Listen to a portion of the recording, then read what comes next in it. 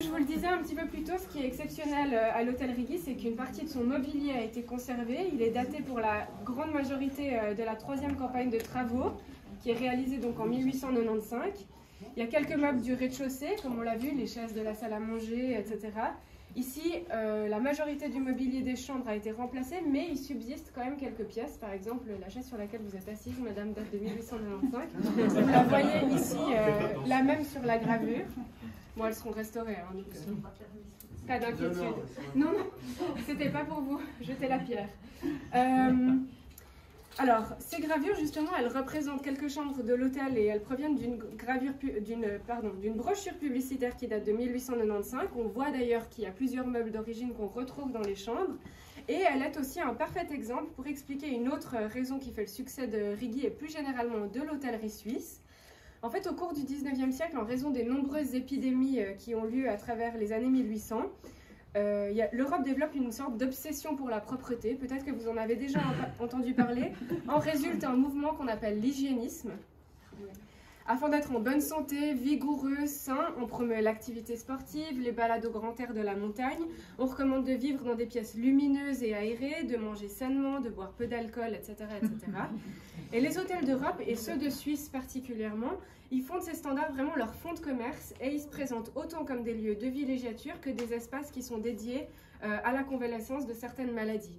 Avant que ce bâtiment soit construit, alors qu'on n'est encore que dans le chalet, en 1859, l'hôtel recevait par exemple déjà les honneurs du fameux guide Baedeker, qu'il signale pour sa cure de petit lait contre la phtisie légère, par exemple.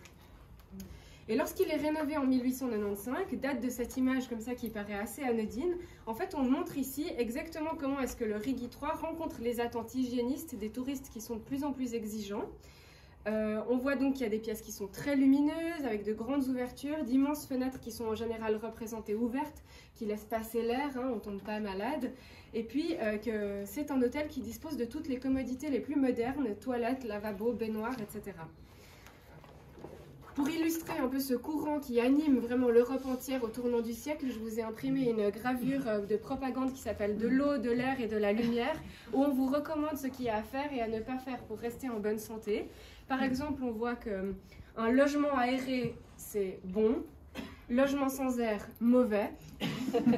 Sobriété, bon. Intempérance, mauvais. Grand air et exercice, bon.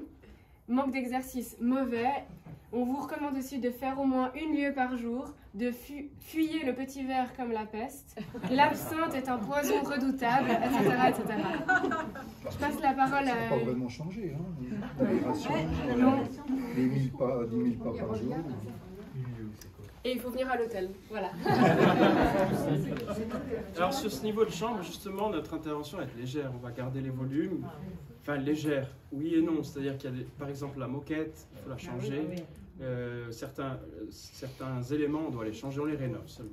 Puis le grand challenge, c'est de conserver un maximum de mobilier et puis de les restaurer, de les rénover et puis de les remettre avec des mobiliers plus contemporains pour redonner du charme à cet espace. Ce qui est difficile à comprendre des fois, on parle souvent des monuments ici qui sont exigeants, etc. J'ai entendu aujourd'hui, mais il faut comprendre que l'histoire, c'est pas il y a seulement 100 en 1866, il y a une histoire de toutes les années. Puis on retrouve des meubles qui datent de 1895, mais des meubles de 1920, puis 40, etc. C'est pas que tout est à jeter parce que c'est pas de 1866 ou 95, chaque fois on marque le temps. Puis peut-être que dans 30 ans, bah, ces fauteuils qu'on considère pas historiques le deviendront. Je prends souvent l'exemple du brutalisme dans l'architecture. C'est un courant qui était dans les années 1950. Puis dans les années, on a trouvé ça moche. On a démoli. Puis aujourd'hui, on se rend compte qu'on a fait des erreurs. Donc c'est vraiment notre travail. Puis le travail des monuments ici, de dire bon, on casse pas, on n'enlève pas. Peut-être on protège, on recouvre. Mais on conserve surtout. C'est ça le but de l'intervention. Après, il y a des éléments qu'on peut, comme encore une fois, on peut faire, on peut pas faire. Par exemple, dans chaque chambre, on a des poste-bagages. Aujourd'hui, ils sont trop petits. On en a plein, mais c'est trop petit, ça coûte trop cher à rénover. Donc, on va peut-être se concentrer sur les chaises, où là, elles sont peut-être parfaites pour l'utilisation et moins sur les porte-bagages. Donc, il faut prendre élément par élément, juger, sous-peser, et puis comprendre ce que l'on fait et respecter l'endroit et les éléments. Et par exemple, les chaises de 18, enfin madame est assise dessus, mais c'est la bonne taille, parce que je sais que les chaises ont monté en hauteur. Non, alors ça pourrait être la bonne taille. Après, on peut changer un petit peu l'assise, rembourrer un peu plus, un peu moins, changer le tissu. Mais en général, on peut conserver. Vous allez